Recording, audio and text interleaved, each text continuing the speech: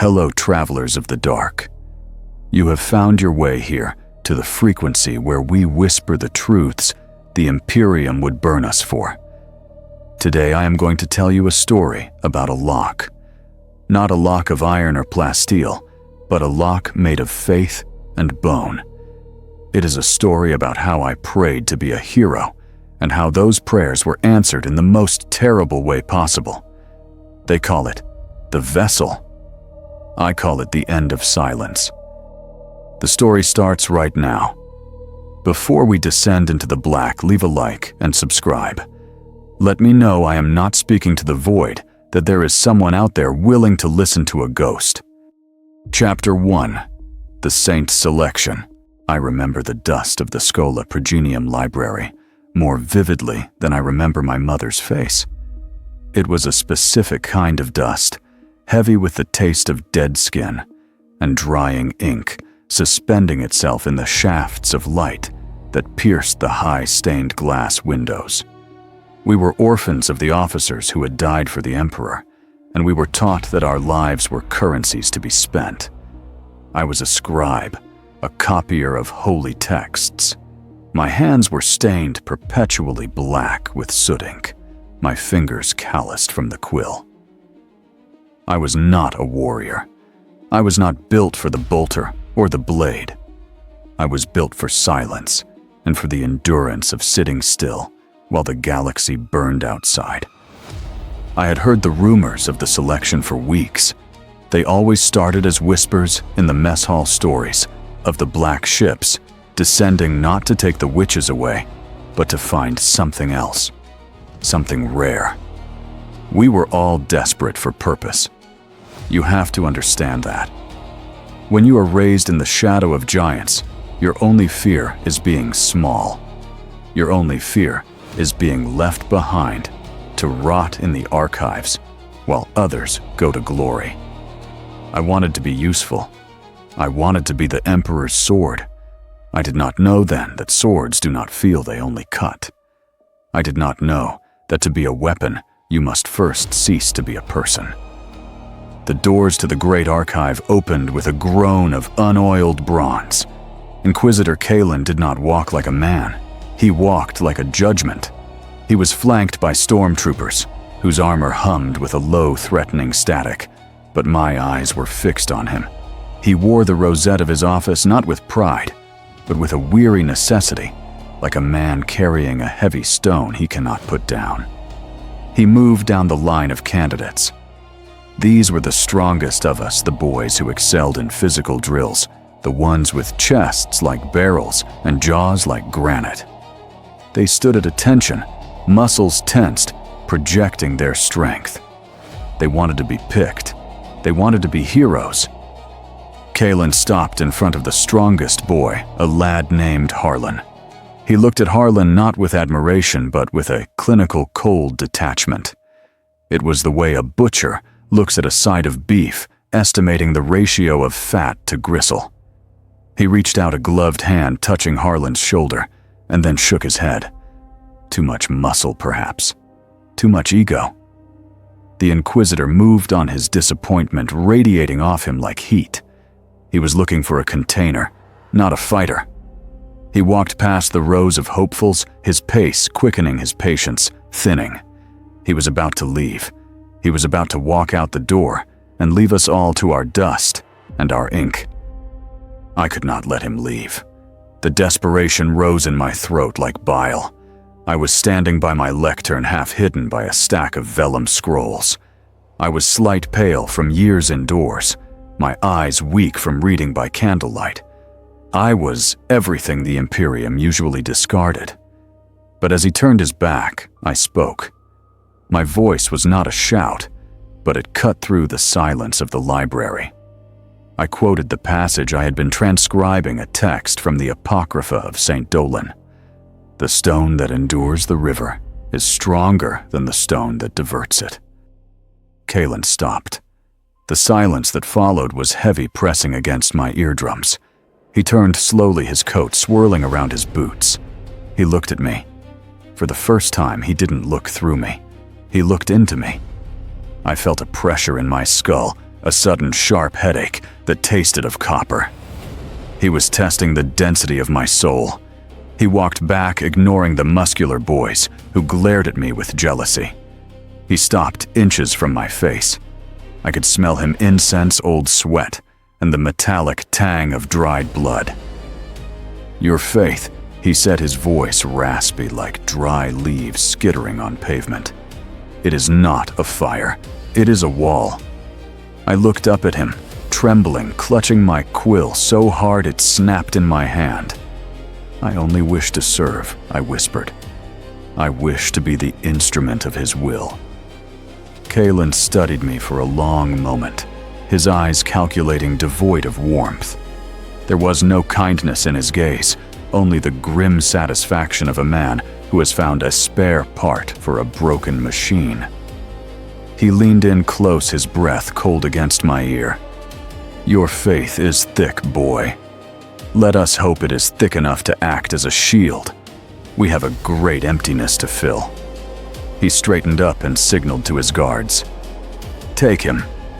I smiled then. Can you believe that I smiled? I thought he had seen my worth. I thought I was being elevated. I did not understand his words. He didn't want a warrior. He wanted a wall thick enough to hold back hell. And I, in my arrogance and my innocence, had just volunteered to be the brickwork. The guards grabbed my arms. Their grip was bruising unnecessary. As they dragged me out of the library past the stunned faces of my brothers, I felt a surge of triumph. I was leaving the dust behind. I was going to the stars. I looked back at my desk, at the spilled ink pooling on the stone floor. It looked black and deep like a hole in the world.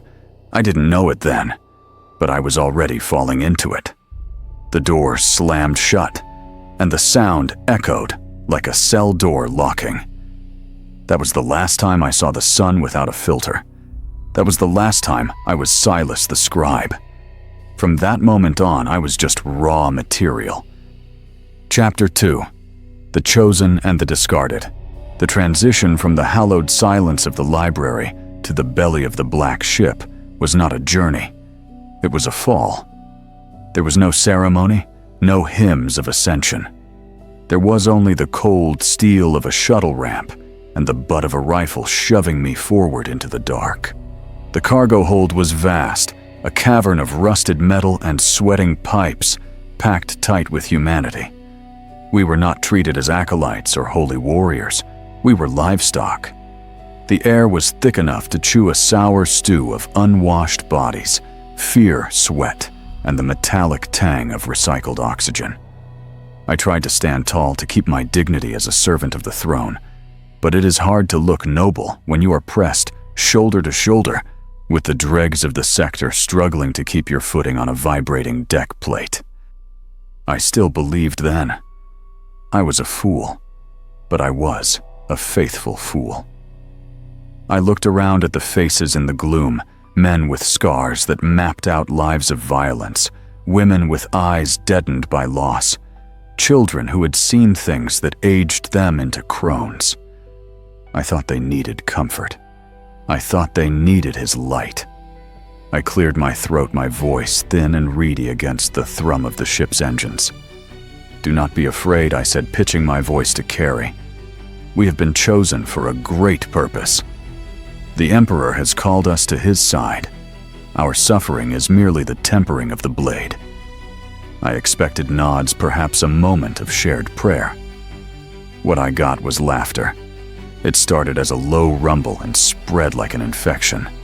A man near me, his face a ruin of old burns, spat on the deck between my boots. "The Emperor," he rasped, his voice sounding like gravel in a mixer. "Look around you, boy. This isn't a church. It's a slaughterhouse. They didn't pick us because we're special. They picked us because nobody will miss us." I tried to argue to cite the scriptures of St. Dolan, but my words were drowned out. An older prisoner, a brute with hands the size of shovels, lunged at me. He didn't use a weapon. He just used his weight, slamming me against the bulkhead. "Shut your mouth," he growled, his fingers closing around my throat. Your prayers take up too much air." The world began to spot with gray. I couldn't breathe. I clawed at his hands uselessly. I was going to die here, not as a hero, but as a nuisance in a crowded room. Then there was a hiss of pneumatics.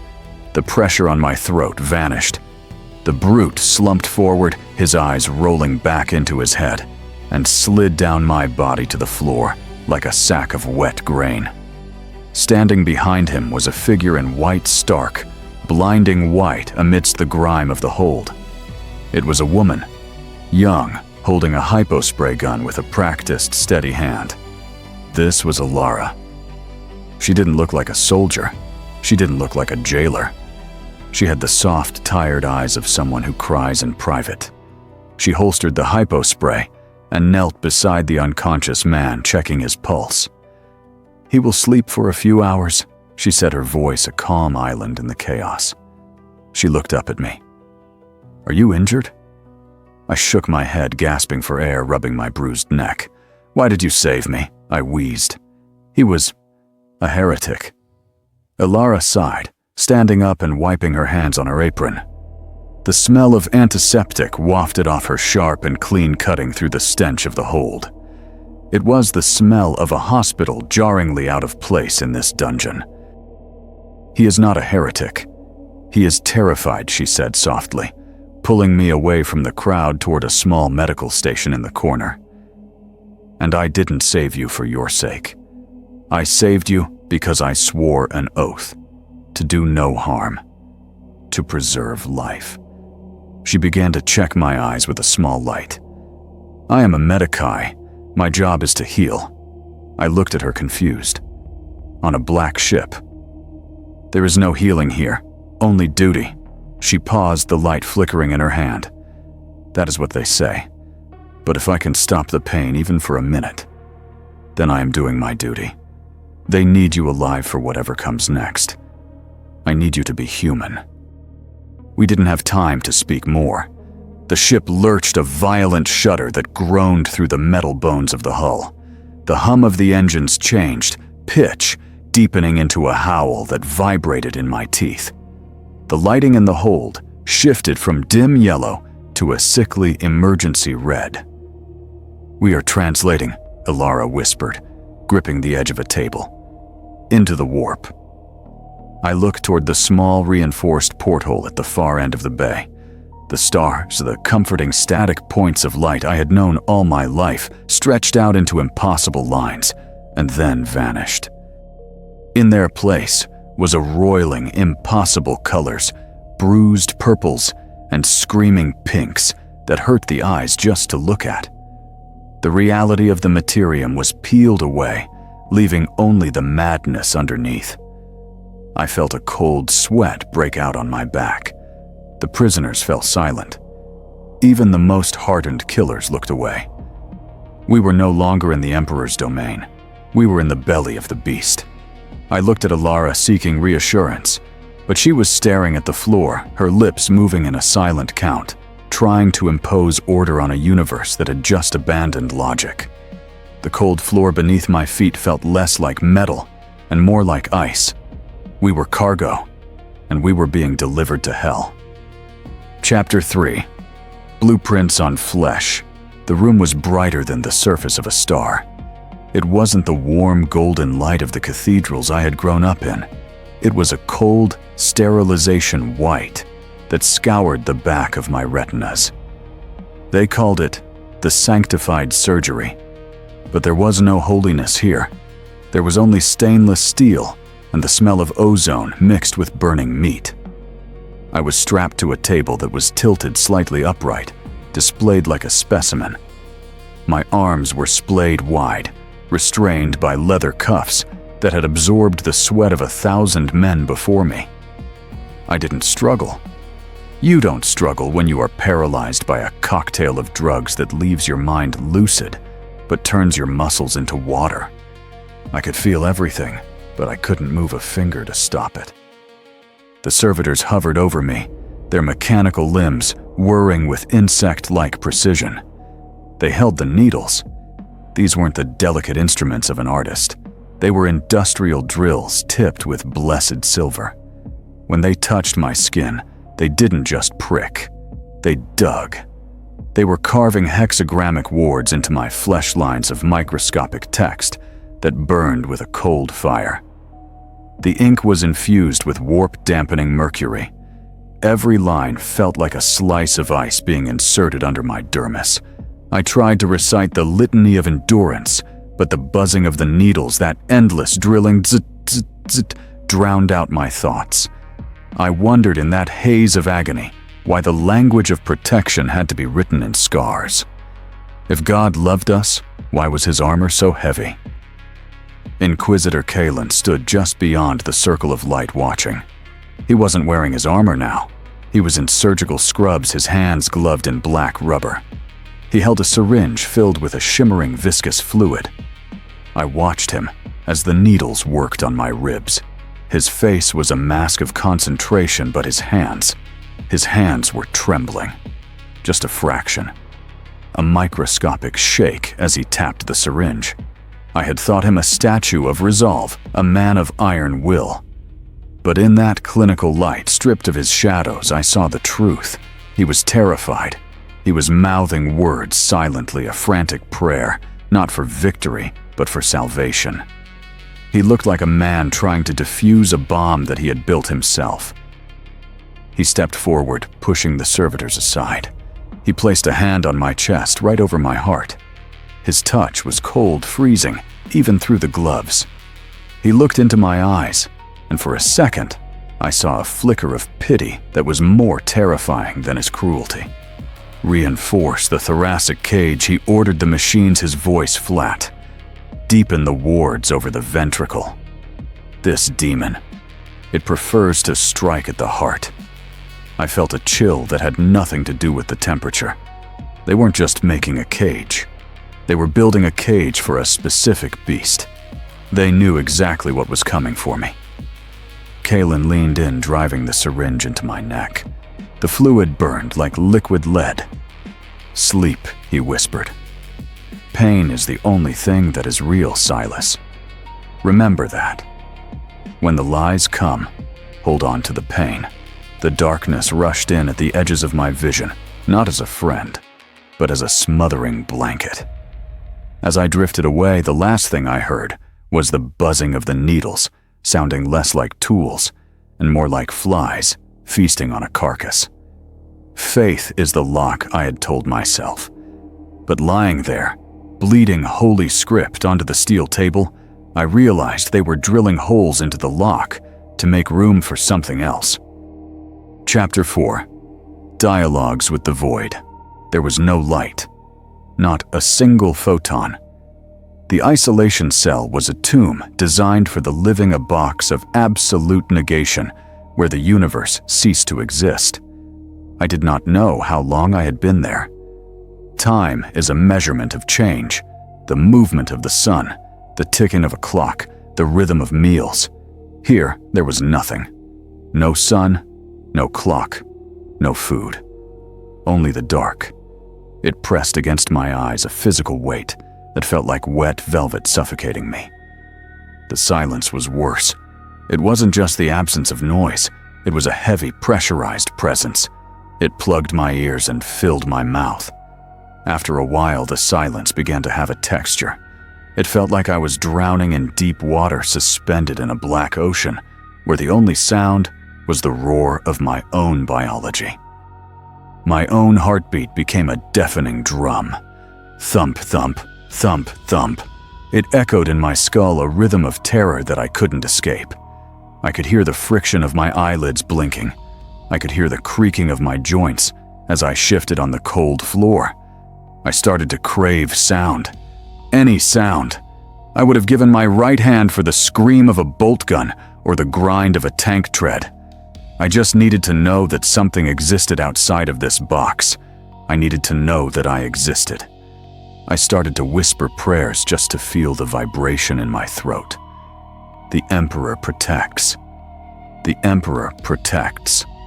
But the words felt dry, crumbling to dust on my tongue before they could leave my lips.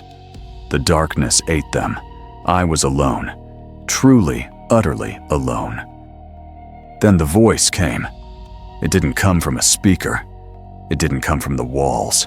It bloomed directly inside my right ear, warm and intimate, like a lover whispering on a pillow. "You are trembling, Silas." It was a beautiful voice. It was rich, cultured, and terrifyingly kind. I spun around in the dark, my hands clawing at the empty air, hitting nothing but cold metal walls. "Who is there?" I croaked. My voice was broken, a rusty hinge. I should have kept my mouth shut. The training manuals were clear, do not engage. But the training manuals were written by men who had never been buried alive in silence. I was desperate for connection. I was a starving man, and this voice was a crumb of bread. "I am a friend," the voice replied, smooth as oil. "I am the one who stays when the others leave. I see your fear, little scribe. It is a heavy coat you wear. It weighs you down, doesn't it?" I sank to my knees, pressing my hands over my ears, but the voice wasn't coming from outside. "I can take it from you," it purred. "I can make you light again. You don't have to be brave for me." It wasn't a threat. It was an offer. It was mercy. And God help me, I wanted to say yes. I wanted to lay the burden down. "I am his servant," I stammered, weeping into the dark. The voice chuckled, a sound like dry leaves sliding over stone. "He is far away on a golden throne. I am here. I am listening." The voice faded, but the silence had changed. It was no longer empty. I sat there in the dark, shivering, and I realized the terrible truth. I had spoken back. I had opened the door, and now the visitor was inside. Chapter 5. The Last Supper. They washed me first. It was a ritualistic cleansing, the water, scalding hot, scrubbing away the filth of the cell until my skin was pink and raw. They dressed me not in rags, but in a robe of fine white linen, soft against my healing scars. When the guards escorted me out, I expected another torture chamber. Instead, I was led into a private dining room. The table was set with silver and crystal. There was real meat roasted and dripping with fat, and a decanter of dark red wine. It smelled of rosemary and civilization. Inquisitor Kalen sat at the head of the table. He had dispensed with his armor and his surgical scrubs. He wore high-collared velvet, looking every inch the aristocrat. He gestured to the chair opposite him. "Sit, Silas," he said. His voice was no longer the dry rasp of the library or the cold command of the surgery. It was warm, paternal. It was the scariest thing I had heard yet. I sat. I ate because my body demanded it, shoveling food into my mouth with trembling hands, but the meat tasted like ash. Kalen watched me sipping his wine. "You judge me," he said softly, breaking the silence. "You look at the needles and the chains, and you see cruelty. But you are young. You see the shadow, but you do not see the light that casts it." He leaned forward, the candlelight dancing in his eyes. "We do necessary evil, Silas. We dirty our hands so that the rest of humanity can keep theirs clean. I am not your torturer. I am your burden bearer. And you are to be my partner in this sacred duty." For a moment, the wine in my stomach turned warm. I wanted to believe him. I wanted to believe that my suffering had a noble geometry, that I was a martyr, not a victim. He made the abyss sound like a cathedral. Ilara was there. She was serving us, dressed in a simple gray tunic, her eyes fixed on the floor. She moved stiffly like a marionette with tangled strings. As she reached to refill Kalen's glass, the ship lurched slightly, a turbulence in the warp current. Her hand slipped. A splash of red wine stained the pristine white tablecloth. It was a small thing, a nothing thing. But the air in the room instantly dropped 20 degrees. Kalen didn't shout. He didn't strike her. He simply looked at her. I felt a pressure in the room, an invisible crushing weight that radiated from his mind. Ilara gasped, dropping the decanter. It shattered. She was thrown backward, sliding across the floor, as if hit by a phantom truck, slamming into the wall with a sickening thud. The mask had fallen. The father was gone. The monster remained. Kaelin calmly dabbed the spill with a napkin, not even looking at the woman gasping for breath in the corner. Clumsiness is a defect of the mind, he muttered as if commenting on the weather. My illusion of nobility shattered with the glass. I gripped the edge of the table, my knuckles white. Am I going to die? I asked, my voice barely a whisper. I needed to know the end of the script. Kaelin paused the wine glass halfway to his lips. He looked at me with a terrifying, deadpan pity. Die, oh no, Silas. Death is a mercy. It is an exit. He took a sip, the red liquid staining his lips. By the time we are done, you will pray for death, and I will be the one who denies it to you. Chapter 6. The Editor of Reality. The Forbidden Library was not a place of learning. It was a containment facility for dangerous ideas. The books here were not shelved. They were chained to the iron lecterns bound in leather that felt disturbingly like cured human skin. Some of them were warm to the touch. Others wept a slow black oil that smelled of rancid butter. I was sent here to weaponize my mind. Kaelin had given me the lists of true names, the guttural, impossible syllables that supposedly held dominion over the entities of the warp. Knowledge is a leash, he had told me. Learn the name and you own the beast. I sat in the flickering light of a chem lantern, forcing my tongue to shape sounds that made my teeth ache. I was trying to memorize the architecture of a nightmare. I was trying to build a cage out of vowels and consonants. But the cage was porous. As I stared at a page of shifting runes, the ink began to move. It didn't smudge. It crawled. The letters detached themselves from the parchment, scuttling like black beetles, rearranging themselves into new nonsensical patterns. And then the voice returned. It was the same voice from the isolation cell, but now it was sharper, clearer. It sounded like the rustling of dry paper. Oh, Silas, it whispered not from the shadows, but from the center of my frontal lobe. You are so diligent.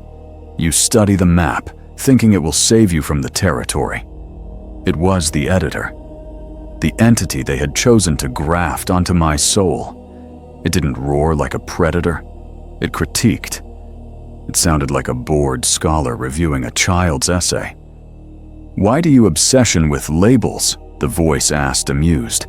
You humans are so desperate to categorize the infinite. You look at a hurricane and call it weather. You look at the abyss and call it evil. Do you think the hurricane cares about your word for it? I tried to focus, gripping the edge of the desk until my fingernails cracked. I tried to recite the binding incantation. Atharach. Malgor. The words disintegrated in my mouth. They lost their meaning. A name is the first prison, the editor murmured. It is a wall you build around a concept to keep it small enough for your tiny minds to handle. I am not a name, Silas.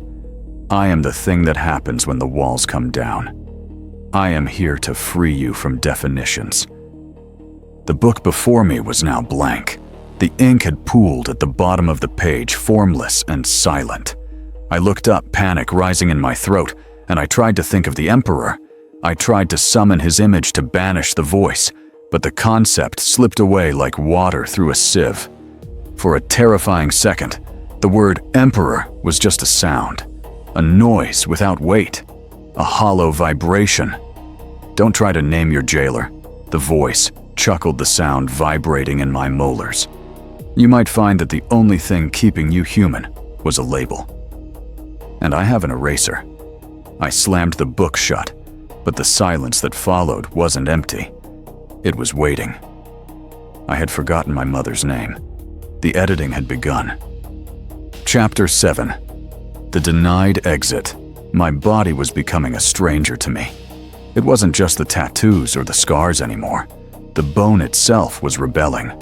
Small, sharp spurs of calcium were pushing through the skin of my forearms and along the ridge of my spine, like a coral reef growing over a drowning ship. I sat on the cold metal examination table in Alara's bay, shivering violently as a fever burned through the heavy sedatives. The air here smelled of iodine and clean linens, a cruel reminder of a normalcy I could no longer touch. Alara was wrapping my hands with fresh gauze, her movements gentle, almost reverent. She wasn't looking at my face. She was looking at the ruin of my arms, at the weeping sores, where the hexagrammic wards had rejected the skin, and I could see the tears she was fighting to hold back. Every touch of the gauze was a kindness that felt like a goodbye. She stopped wrapping. Her hands rested on my wrist, feeling the frantic bird-like flutter of my pulse. "I can't fix this, Silas," she whispered. Her voice was barely audible over the low, rhythmic hum of the ship's ventilation. She looked up, and her eyes were dark with a desperate resolve that I had not seen before. "The physiology, it's changing too fast. They are turning you into a husk to store a fire that will burn you to ash." She reached for a vial on the tray, a small amber bottle with a red warning seal. She held it up to the light. "I can give you something," she said, her voice trembling but her hand steady. "A high dose, morphine and paralytic. You would just go to sleep. Your heart would stop before the pain gets worse. It would look like a reaction to the augmentation. No one would blame you." It was treason. It was heresy of the highest order. It was the kindest thing anyone had ever offered me. I looked at the vial. It was freedom in a glass bottle. Just one injection, and the editor would be silenced. The needles the Inquisitor, the cold dark, it would all be over. I could drift away into the Emperor's peace, or whatever silence waited beyond. I reached out my fingers, brushing the cool glass. It was so easy. But then I looked at Alara. I saw the fear behind her bravery. Inquisitor Kalen did not accept failure. He did not accept the loss of assets. If the vessel broke, he would need another. And who was the only other soul on this ship with a flickering psychic potential? Who was the spare part? I looked at her, and I saw the target painted on her back. If I took the exit, I would be holding the door open for her to walk into my hell. I pulled my hand back. "No," I said. The word was heavy, a stone dropping into a deep well. Alara blinked, the tears finally spilling over her cheeks. "Silas, please. You know what comes next. It isn't life." I nodded slowly, the movement grinding the new bones in my neck. "I know. That is why I must stay." I couldn't tell her the truth that I was staying to keep the lightning from striking her. "If I die, he will find another," I said, my voice rasping like sandpaper. "I am already broken, Alara. Don't waste a good soul on a bad job." She stared at me, understanding, dawning in her eyes the horror of my mercy. I watched her put the vial away. The drawer slid shut with a metallic click. It was the sound of the last door closing. I was locked in. Chapter 8. The Silver Chains. The Forge of the Tech Priests was a place where flesh was considered a design flaw. The air was thick with the scent of burning unguents and heavy industrial grease, a cloying atmosphere that coated the back of my throat with oil. I was brought in not on a stretcher, but on a cargo pallet. The beings that worked here were more piston than person, their red robes hiding bodies that had been systematically replaced with steel. They looked at me with their optical lenses zooming in and clicking, assessing my structural integrity. There was no pity in their binary chatter. To them, I was just a chassis that needed reinforcement. I was a soft, wet component that needed to be bolted down before the engine was turned on. They brought out the chains. They were not the iron shackles of a prisoner. They were beautiful, terrifying things, woven from consecrated silver, etched with microscopic prayers that shimmered in the furnace light. But they were not meant to be worn around the wrists. The lead tech priest, a creature whose lower jaw was a speaker grill, revved a high-speed surgical drill. The sound was a high-pitched scream that set my teeth on edge. They held me down with hydraulic clamps. They didn't aim for the table. They aimed for my bones. The first drill bit bit into my collarbone, and the world dissolved into white static. They were anchoring the chains directly into my skeleton. They were bolting the leash to the very frame of my existence. Inquisitor Kalen stood on the gantry above, looking down through the smoke. He watched the procedure with the intense focus of an engineer certifying a bridge. The demon requires a physical anchor. His voice drifted down, distorted by the acoustics of the forge. Pain is the gravity that keeps the soul inside the body, Silas. If we make the vessel too comfortable, the entity will simply wear you like a loose coat and discard you. We must bind it tight. I couldn't scream. My jaw was clamped shut. I could only feel the vibration of the drill in my skull, rattling my vision. I realized then that I had ceased to be a human being in their eyes. I was no longer Silas. I was a container. I was a biological safe, and they were welding the door shut. When it was over, I tried to stand. The weight was immense. The silver chains dangled from my shoulders, my hips, my ribs passing through the skin and fused into the marrow. Every movement was a reminder of my captivity. Every breath pulled on the metal links. I stood there, swaying, blood trickling down my chest to mix with the oil on the floor. I looked at the tech priest, then at Kalen. They didn't offer a hand. They just nodded. I was ready. I heard the distinct, heavy click of a master lock snapping into place on the central chain. It was the sound of a coffin lid closing. I was not just a prisoner of the Imperium anymore. I was a prisoner of my own skeleton. Chapter 9. The Label. The summoning hall was a cathedral of shadows, a vast circular chamber where the architecture itself seemed to funnel toward the center. That center was me. I stood inside a complex diagram etched into the floor, the grooves filled with a mixture of mercury and crushed bone. The air was pressurized heavy with the static charge of a gathering storm. Surrounding me were 20 psychers, their eyes stitched shut, chanting a low, dissonant drone that vibrated in the silver chains anchored to my skeleton. They were the battery. I was the bulb. Inquisitor Kalen stood outside the circle holding a tome bound in iron. He looked small against the backdrop of the vaulted ceiling, but his voice was thunder. He began to read the incantation of binding, calling out into the warp, inviting the nightmare to come and wear my skin. The reality of the room began to tear. It didn't break like glass. It tore like wet paper. A rift opened directly above me, a bleeding wound in the fabric of the air. There was no fire, no brimstone. Instead, a cold, oily darkness poured out, defying gravity, spiraling down toward me like a funnel cloud made of ink. I tried to scream, but the air had turned to vacuum.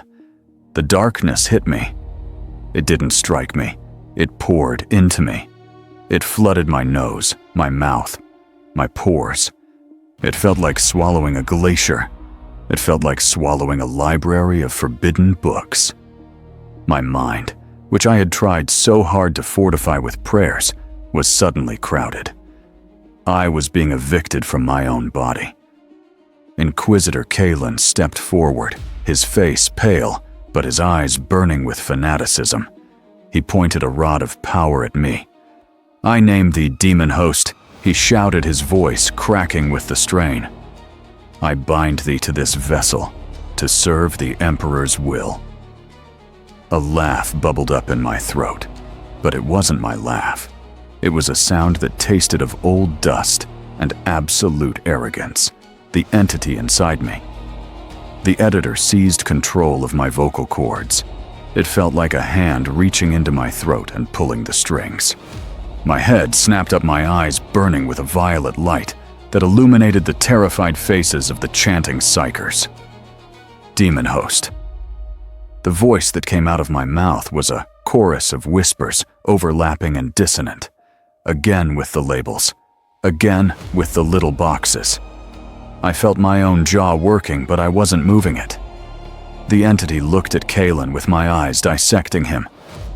You call me Daemonhost to make me small. You think if you give me a title, you give me a limit. You think a name is a cage. The chains on my body rattled violently, glowing white-hot as the wards tried to contain the surge of power.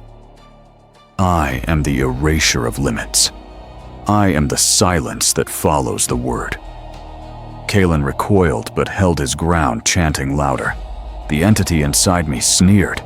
It didn't fight the chains. It tested them, expanding against the spiritual walls of my mind until I felt my sanity beginning to crack like the hull of a submarine under deep pressure. Fine, it whispered, the sound echoing in the physical room and the psychic void simultaneously. If you want a monster, I will wear this suit of meat. The pain was absolute. It was the sensation of being burned alive from the inside out.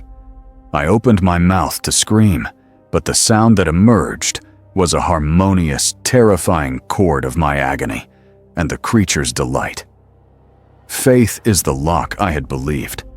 But in that moment, as two souls fought for one heart, I realized the key had broken off inside. Chapter 10.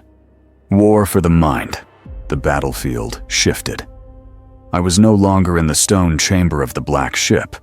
I was back in the library of my youth, but the roof had been torn off, revealing a sky that was a swirling vortex of bruised purple and screaming violet.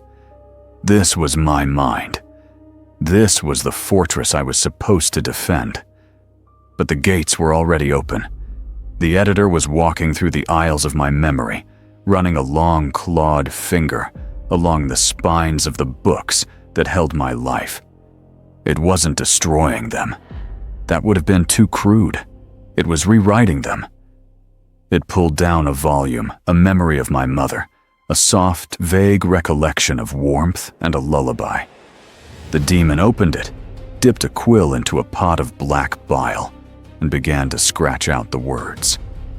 I watched in horror as the memory shifted. In the new version, my mother wasn't singing. She was screaming. Her face melted, rearranging itself until she bore the cold, judging eyes of Inquisitor Kalen. Context is everything, Silas, the editor whispered, its voice echoing from every shelf. Love is just a chemical defect. Let me correct the typos of your past. I tried to run toward the book to snatch it back, but the floor was made of sticky, drying ink. I was wading through a swamp of my own confused thoughts. Every step was a struggle against a tide of despair. I looked up at the great stained glass window at the end of the hall, the image of the God Emperor that had been my anchor for 20 years. The golden light. But as I watched, the editor's shadow fell across it. The gold turned to rot. The majesty twisted into the rictus grin of a corpse on a throne of lies. You see the demon purred suddenly, standing right beside me, its breath smelling of ozone and old blood. There is no God here, just a dead thing and the fools who feed it. Why do you protect this image? It hurts you to look at it. Let me erase it. Let me give you the peace of nothingness. I felt my faith wincing, physically recoiling like a muscle touched by acid. It was surgical. It was excising my hope, organ by organ. I had one secret left. One small, hidden shelf in the darkest corner of the library that was still untouched. The memory of Alara. The way she looked at me when she offered the poison, not with pity, but with respect. The sensation of her hand on my wrist, warm and undeniably human. It was the only true thing I had left. I knew the editor was heading there. I could feel its hunger, a cold draft, seeking out that little spark of warmth. It wanted to twist that kindness into betrayal. It wanted to rewrite the script so that she was laughing at me, so that her mercy was just another trap. I couldn't let it touch her. I couldn't let it foul the one clean thing in my soul. I grabbed a torch from the wall, a torch made of my own psychic will, burning with the pain of the silver chains. I stood before the shelf of my childhood memories, the days before the schola, the few moments of peace I had ever known. "What are you doing, little scribe?" the editor asked, pausing its quill hovering over a page of my history. "I am editing," I screamed. I threw the torch. The fire roared, consuming the memories of my innocence. I burned the smell of my home. I burned the sound of rain on a tin roof. I burned the vague recollection of my father's laugh. I burned it all to create a wall of fire between the monster and the memory of Alara. The editor watched the flames, not with anger, but with a sick, appreciative delight. You destroy your own foundation to hide a single moment of pity. It laughed the sound, rising above the roar of the psychic fire. "You are doing my work for me, Silas. Burn it all." The fire raged, turning my past into ash. But behind the wall of flames, Ilara's memory remained safe. I stood in the center of the inferno, hollowed out weeping tears of smoke. I had saved her, but in doing so, I had forgotten who I was before the pain. Chapter 11. The Price of Control. The observation chamber was designed for spectators, a theater for the cruel. A thick wall of armor-glass separated the stage from the gallery, where Inquisitor Kalen stood. He was safe behind the glass, a notepad in his hand, observing his creation like a scientist watching a rat in a maze. But I was not alone in the room. The heavy blast doors hissed open, and Alara was pushed inside. She stumbled, regaining her balance, looking small and fragile in her gray tunic.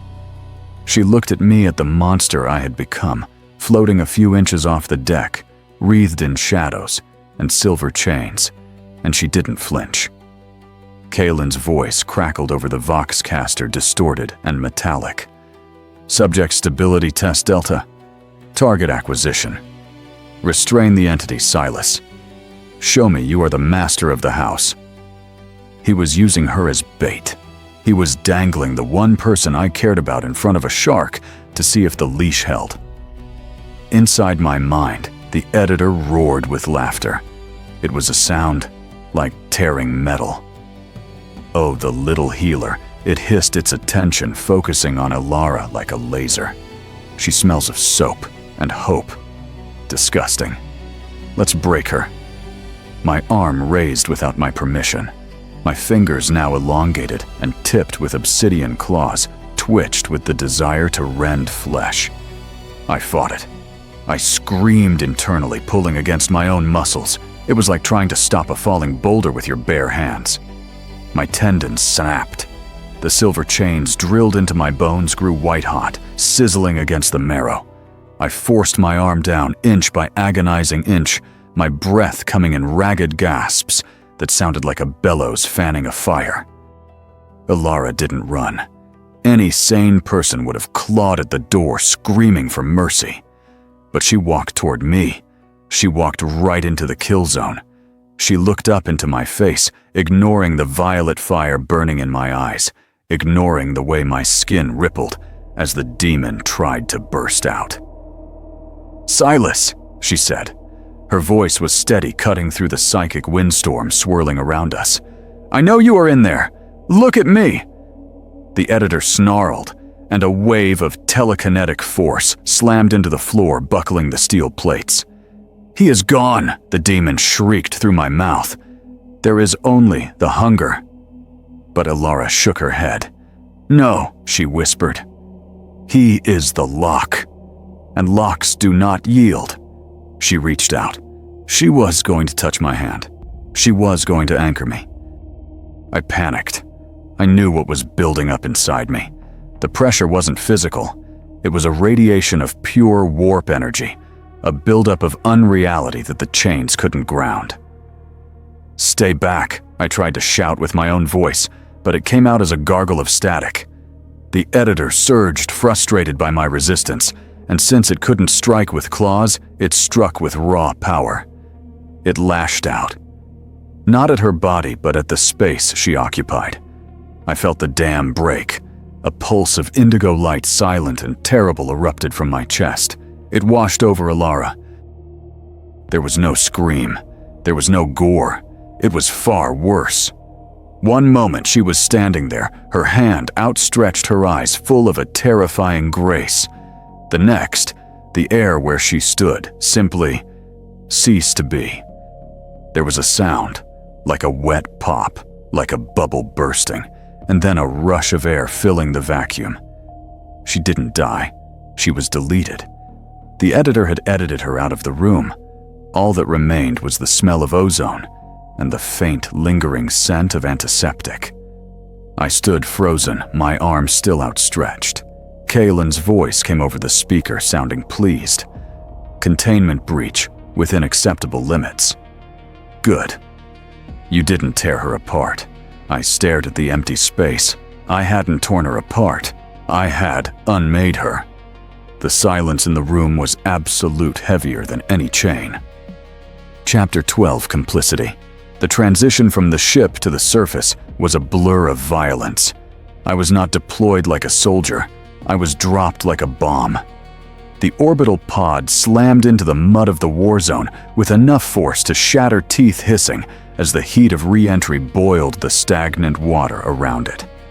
When the explosive bolts blew the door, the sound of the war rushed in the staccato bark of bolters, the wet thud of artillery, and the screaming. Always the screaming.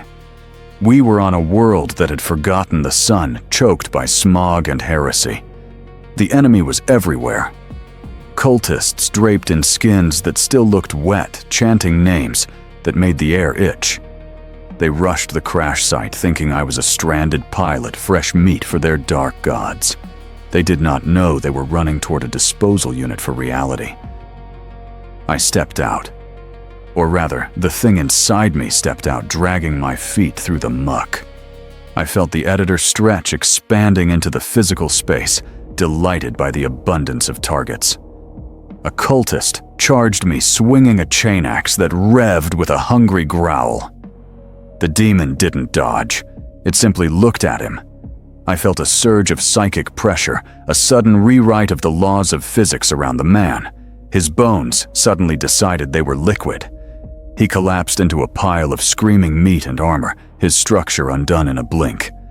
The editor laughed, a sound that echoed inside my skull like a bell. So fragile, it whispered.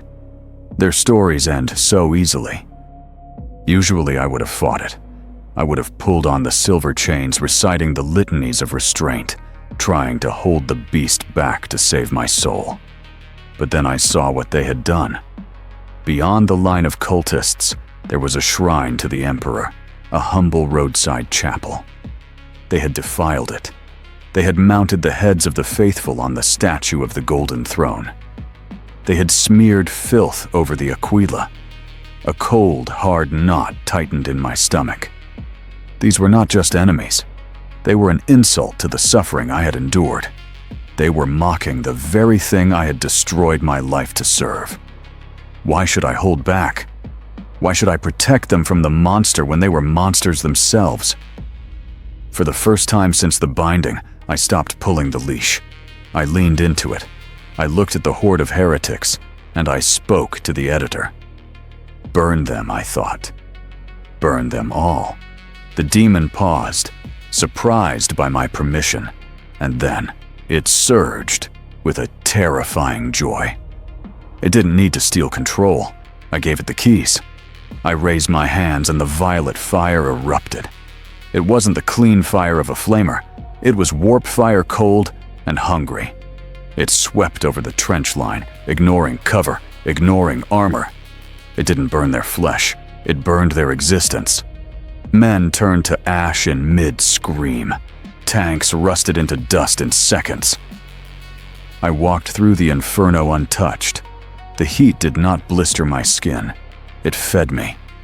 I felt a rush of power that was intoxicating, a drug more potent than any painkiller Alara could have given me.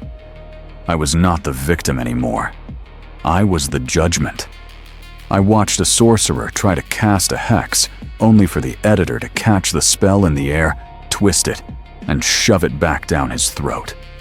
He exploded in a shower of blue sparks. When the smoke cleared, there was nothing left but silence and the smell of ozone.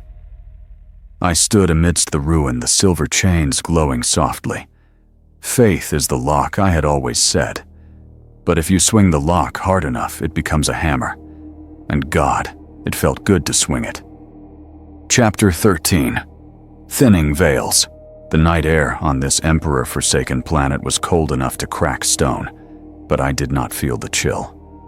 The editor was sated, curled up in the back of my mind, like a predator, digesting a heavy meal, radiating a furnace heat that kept my blood boiling.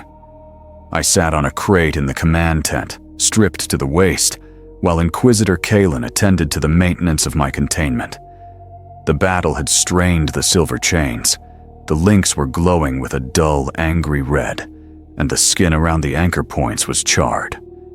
Kalen worked with a silver brush and a pot of consecrated oil, repainting the microscopic wards that had been burned away by the demon's power. He didn't look like the Lord of Judgment now. In the flickering light of the chem lantern, he looked old. His skin was gray, hanging loosely on his skull, and his hands, those hands that had condemned thousands to death, were shaking uncontrollably. A vox bead in his ear buzzed with a harsh, static-filled frequency. He stopped painting his hand, hovering over my collarbone, and pressed a finger to the device. I could hear the tinny, aggressive voice on the other end. It was a rival Inquisitor, or perhaps a superior from the Ordo Malleus. "The timeline is unacceptable, Kalen." The voice spat loud enough for my enhanced hearing to catch. "Your methods are archaic. The asset is unstable. We are moving to liquidate the project and censure your record." Kalen flinched as if struck. He whispered back, his voice cracking with a desperation I had never heard before. "I just need more time. The weapon works. I can control it. Do not send the Grey Knights. I beg you." He wasn't commanding. He was pleading. The great monster of my nightmares was begging for his life, or perhaps for his legacy. He cut the connection and slumped against the table, the brush clattering to the floor. For a long minute he didn't move. Then he turned to look at me. He didn't see the Daemonhost. He looked right at Silas. His eyes were rimmed with red, watery, and exhausted. "Do not die," he whispered. It wasn't an order. It was a prayer. "I have spent everything on you. My reputation, my soul, my retinue. I have nothing left to trade.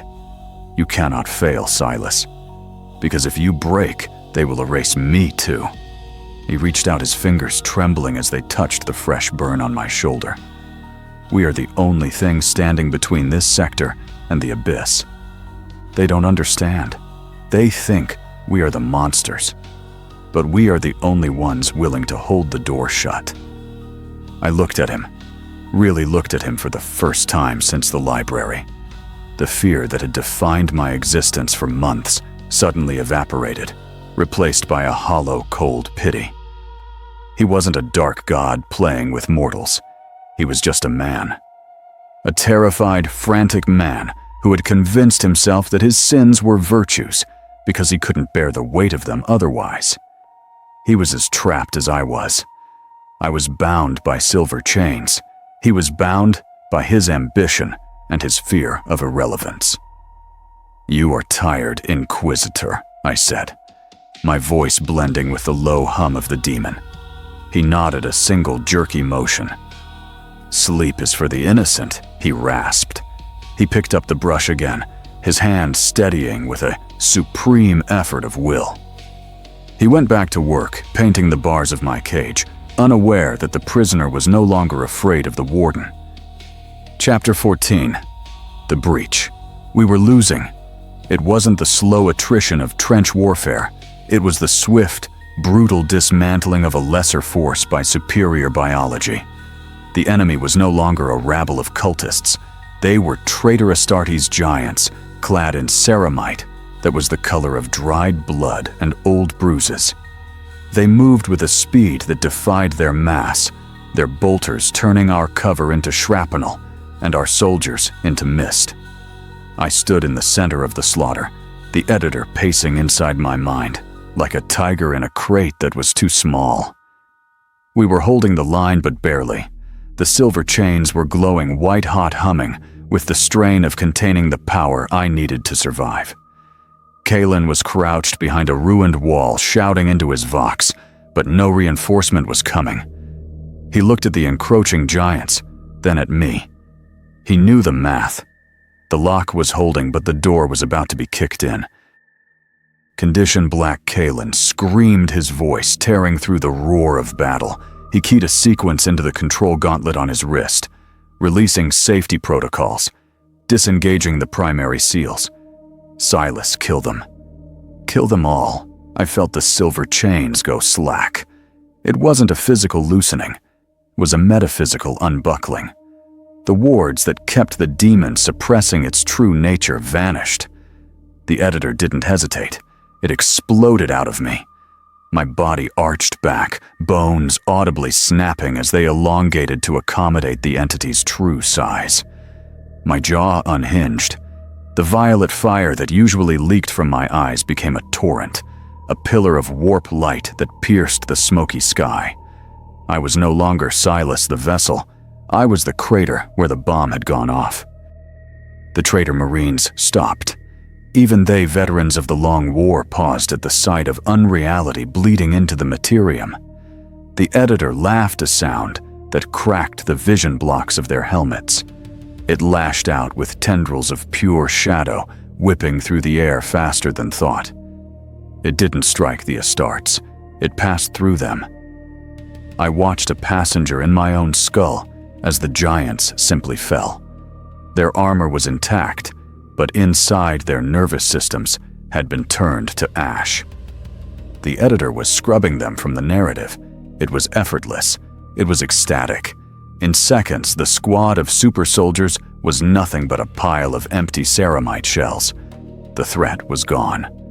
But the editor wasn't done. It turned its burning gaze slowly, deliberately toward the ruin where Kalen cowered. "The work is finished," the demon hissed, its voice booming from everywhere at once. And now, the worker demands his wages. It raised a clawed hand toward Kalen. The Inquisitor froze his eyes wide with the realization of his error. He had taken the leash off a wolf and expected it to heal. "No," Kalen stammered, fumbling with his gauntlet.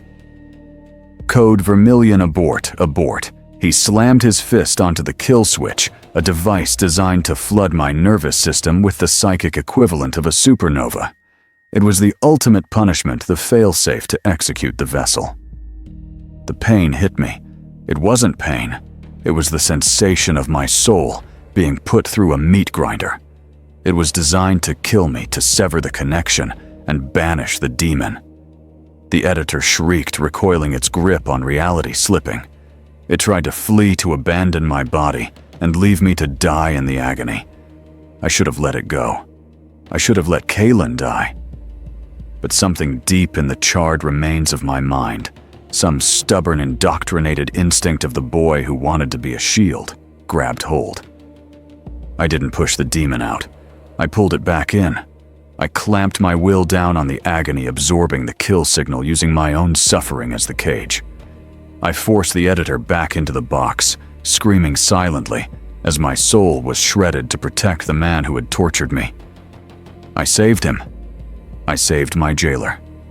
And as the darkness took me, I wondered if that was the greatest sin of all. Chapter 15. The Remnant. I woke up in the dark. It was a familiar darkness, the same heavy, suffocating black of the isolation cell where this had all began. But I was different now. I was no longer the soft, terrified boy who had begged for a voice to speak to him. I was a ruin. My body felt like a building that had burned down, leaving only the scorched girders standing. The silver chains had fused completely with my flesh, cooled now into a dull, painful embrace. I was lying in the corner on a bed of damp straw, smelling the stench of my own burnt ozone and dried blood. They had thrown me back in here like a broken rifle tossed into the armory floor until the next war required my trigger. Inquisitor Kalen stood at the door. The heavy iron grate was between us, casting bars of shadow across his face. He looked cleaner now, his armor polished, his composure regained. The terrified old man who had begged for his life in the command tent was gone, buried under layers of duty and denial. He looked at me with a mixture of revulsion and pride. "You performed adequately," he said, his voice echoing in the stone chamber. "The enemy is broken. The sector is secure. You have served your purpose, Silas." He didn't ask if I was in pain. He didn't ask if I was still sane. He was talking to the weapon, not the soul inside it. He turned to leave his boots clicking rhythmically on the stone floor.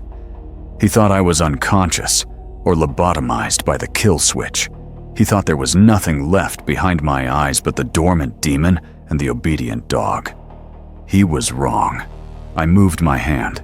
It was a small movement, just a twitch of a finger against the cold stone floor. Tap, tap, tap. It was a rhythm Alara had shown me once, tapping her pen against a clipboard when she was nervous. A simple code. I am here. Kalen paused. He tilted his head, listening to the faint scratching sound in the dark. He frowned, dismissing it as the involuntary spasm of a dying nerve. He walked away, the heavy door clanging shut behind him, sealing me in the silence. But in the dark, I smiled. It was a cracked, bloody smile, but it was mine. He had built a cage for a monster, but he had forgotten to check if the man he locked inside was still breathing. I closed my eyes. I was not alone. The editor was silent, brooding in the back of my mind, but I was the one tapping the floor. I was still the captain of this sinking ship. Chapter 16. The New Warden. The drop pod smells of recycled sweat and hydraulic fluid. It is a smell I have grown used to, a smell that signals the beginning of the end for whoever is waiting on the planet below. I sit, harnessed in the darkness, the restraints digging into the grooves where the silver chains have become part of my anatomy. Around me, the other members of the retinue check their weapons. Lays guns, bolters, flamers. They do not look at me. They give me a wide berth, their eyes sliding off my form as if I am a glitch in the visual field. They know what I am. They know that inside this pale, scarred skin sits a thing that eats sunlight. Inquisitor Kalen is transmitting coordinates, his voice calm, professional. He thinks he has his weapon back. He thinks he has put the genie back in the bottle. I close my eyes and sink into the library. The mindscape is no longer a ruin of ash and fire. I have rebuilt it. It is not the library of the Schola Progenium anymore. It is a prison block. The walls are high gray and featureless. The books are gone, replaced by rows of iron cells. In the center of this bleak fortress sits the editor. The demon looks different now. It is smaller. It is weary. It sits on a simple wooden stool, looking at me with a mixture of hatred and grudging respect. You persist. It sneers, its voice echoing off the cold mental walls. You are still clinging to the name Silas. It is such a small name. A slave's name. Why do you stay in this cage, little scribe? We could burn the galaxy together. I walk toward it. My mental avatar is not the boy with the ink-stained fingers. I am wearing the silver chains like armor. I am towering over the entity. A name is a house, I say calmly, and I have decided to renovate. The editor laughs, but the sound is brittle. You think you are in control? You are just a meat puppet that learned to pull its own strings. Eventually, the string will snap. I shake my head. No, I reply. You were right. Names are prisons. But you made a mistake. You thought I was the prisoner. I step closer, and the cell door slams shut between us. The demon howls, throwing itself against the bars, but they don't yield. They are forged from the pain I endured to save Kaelin. They are forged from the memory of Ilara's sacrifice. I am not Silas, the victim I whisper to the screaming face behind the bars. I am Silas the Warden. You are not haunting me. I am keeping you. I open my eyes in the physical world. The drop pod shudders as the explosive bolts blow. The floor drops away. Gravity takes hold, pulling us down into the atmosphere of another doomed world. The wind roars outside a symphony of violence. I do not scream. I do not pray. I simply stare into the red light of the tactical display. My heart beats slow and steady, a heavy drum counting down the seconds until impact. Faith is the lock. They used it to close me off from the world. But locks work both ways.